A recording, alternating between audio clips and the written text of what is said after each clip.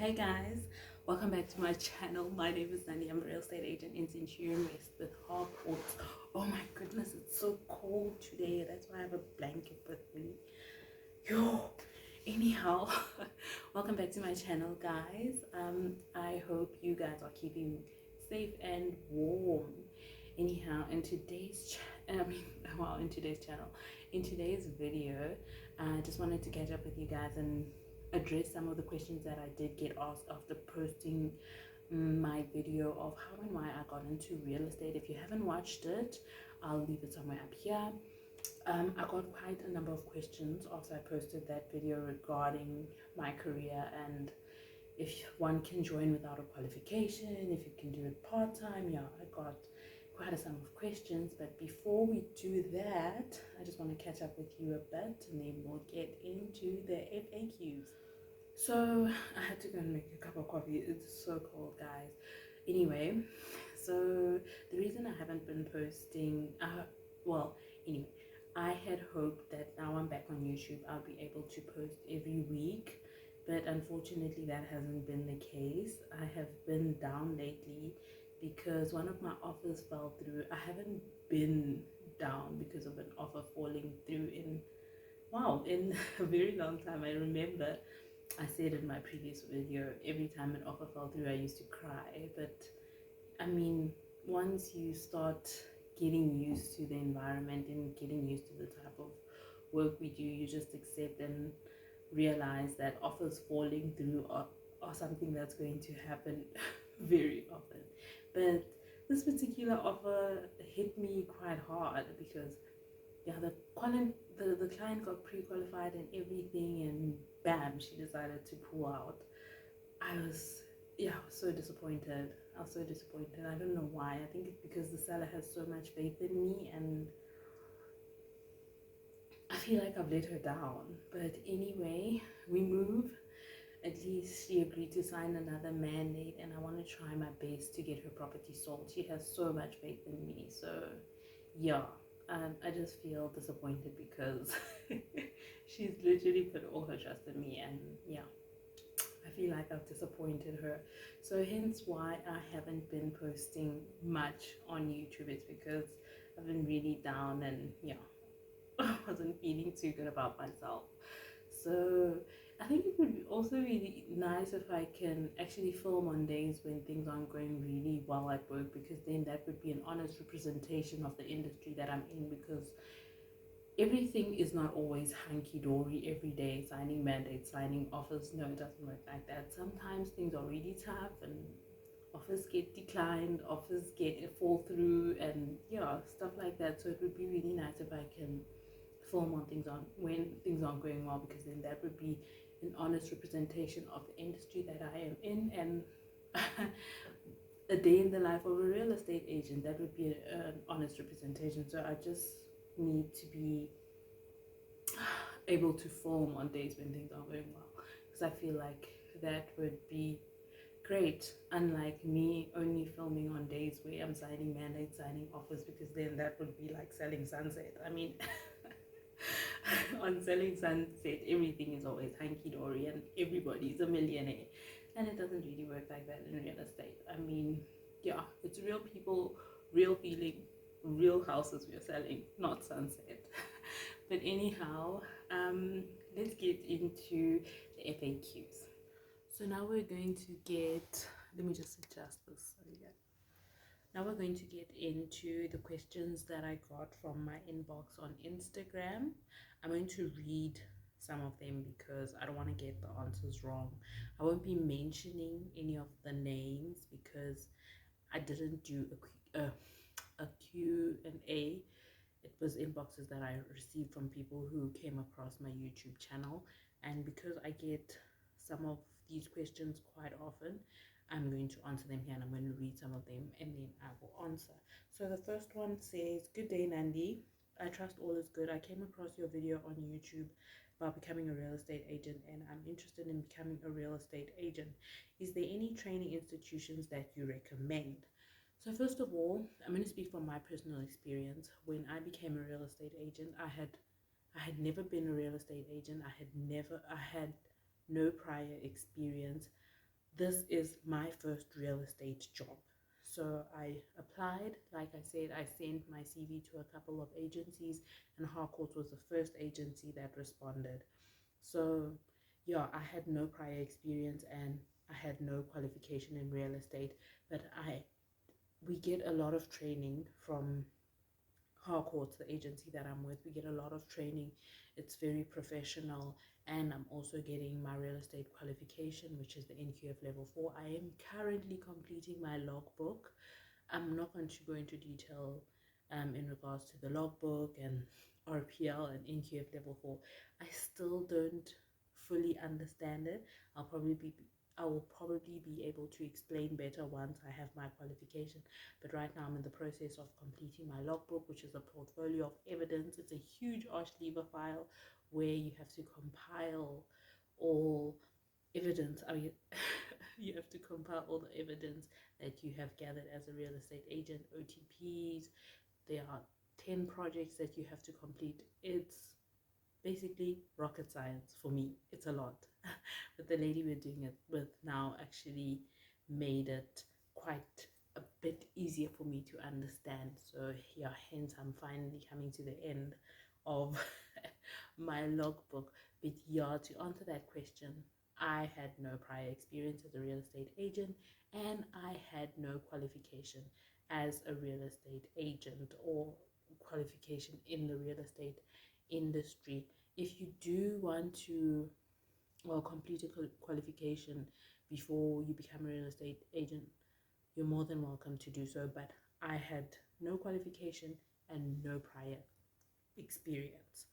The next question is, hi Nandi, you probably think it's a spam account, but I promise I'm a real person.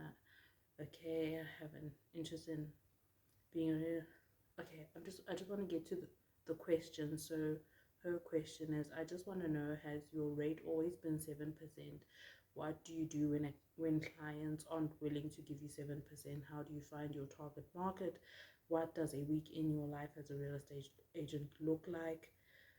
When you get started, or when you got started, what motivated you actually, and what motivated you actually, I don't know, this is stay and, oh, to stay, I guess, and pursue the career.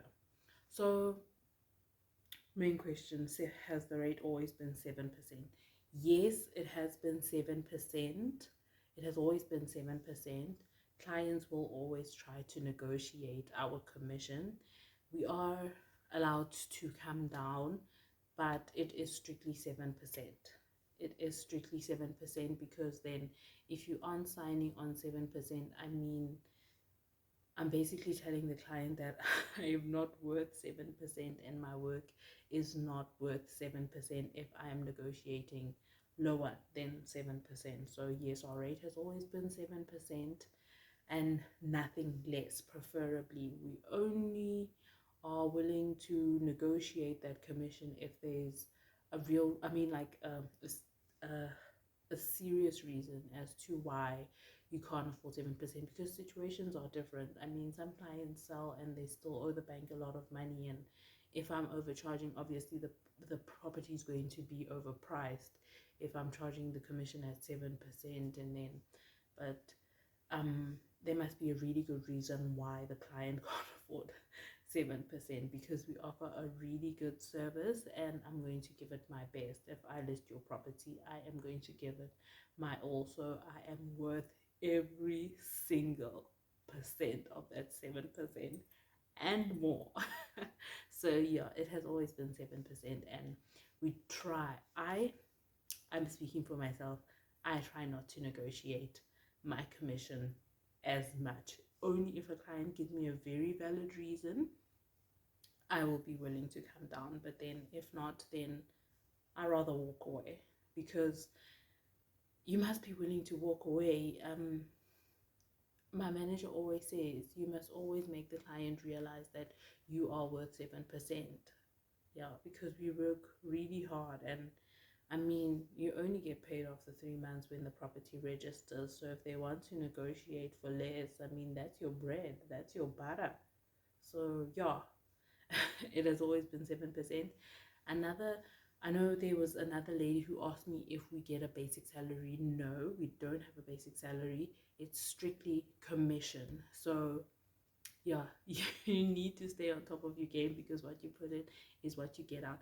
And also the lady in this question actually asked if she says here, what motivated you get what motivated you to actually stay and pursue the career. Well, as I said in my previous video, I had been submitting my CV for paralegal jobs, law internships, and I wasn't getting any responses because I didn't have any experience in the corporate environment. So I decided real estate was the way to go. Real estate was never a part of the plan. I stumbled upon real estate, and I'm honestly enjoying it. It gets tough sometimes, as I've said, and as I will always say, it does get tough, but I really love it. I have a passion. I have a passion. Why can't I speak? I have a passion for real estate, and I see myself doing this for a very long time. So yeah, I stumbled upon it and I fell in love. That is the reason why I'm here, and I am still going to pursue this career. So let's get into the next question. Says, hi from Pretoria. I was watching one of your vids on being a real estate agent. Anyways, from Pretoria. I am from Pretoria. Okay. I want to get down to the question. I am an intern estate agent and struggling to find listings anyway. Was wondering if you could give advice on finding listings. So far, I only sold one property and have a year plus in the game. If you don't mind, would like your advice. So we are always advised to do cold calling, and I mean, some people don't find cold calling, um what should I say, cold calling is very difficult. I'm not confident in cold calling, but I do cold calling when I find it when I don't have stock. I do cold call, but what helps me a lot is social media. And what I recently realized is doing show houses actually helps a lot, because a lot of the sellers in the area that I'm doing the show house in will approach me and want to list their property with me because I'm doing a show house on their street or doing a show house in their complex. So that helps a lot. So now I've been able to escape doing cold calling, and I'd rather show properties because that's how I've been getting my listings recently. And also Facebook and Instagram help me a lot because I do promoted ads and people contact me from there and ask me to list their properties. But yeah, what I would say is show houses have been helping me so much, and it's also just easier to sign a mandate when a seller approaches you instead of you doing the cold calling. Well, that's for me. I find it much easier to pitch for a sole mandate when the seller has approached me and asked me to list their property. And most of the cases recently, they have signed mandates. So yeah, I do a lot of show houses. I try to avoid doing show houses for a very long time. So I mean, like, over a span of 4 hours, I rather do it for maybe 1 hour 30 minutes, 2 hours max. I don't go beyond, because yeah, it's better when, yeah, I keep it at 1 hour and 2 hours max, but normally it's 1 hour 30 minutes. So let's get into the next question. Hi. Okay, I want to get down to the question. I just wanted to know whether there is any working experience that I should maybe gain that will help me be a better candidate for the job when I start applying. Also, is there any advice that you'd give me as a person looking into entering that field? Your response will be appreciated. Thank you. So, as I said, I had no previous or prior experience in real estate. When I joined Harcourts, I was hired as is, and yeah, I had no experience. So I don't think it's really required because, as I said, they train you on the job. It's difficult for the first few months, but then soon you get the swing of it. I mean, the hang of things, and then you can do it by yourself. So you'll shadow one of the agents, and then you'll watch what they do, and then obviously you'll find your own way of doing things, because as people, we're not the same. Some people prefer cold calling. I don't prefer cold calling. I prefer social media. I prefer doing show houses. You do what works for you. If cold calling works for you, then by all means. If social media works for you, then by all means. But yeah, I don't think, well, I didn't have any prior experience. So it's not really necessary to have prior experience in the real estate industry, although it would be advantageous if you do have prior experience in the field. But if you don't, you don't, and then yeah, you learn as you go, just like I did. So yeah, no experience required. So those are the questions that I get quite often on my Instagram. And another question that I do get a lot is it possible to do it part-time, or is it possible to do it while studying? I am going to speak as I've been saying from my experience. I did try to do it part time. It didn't work for me. I was a part time au pair, and I sold hair as well, and I was also doing real estate. I tried to do all three of them, and it didn't work out for me.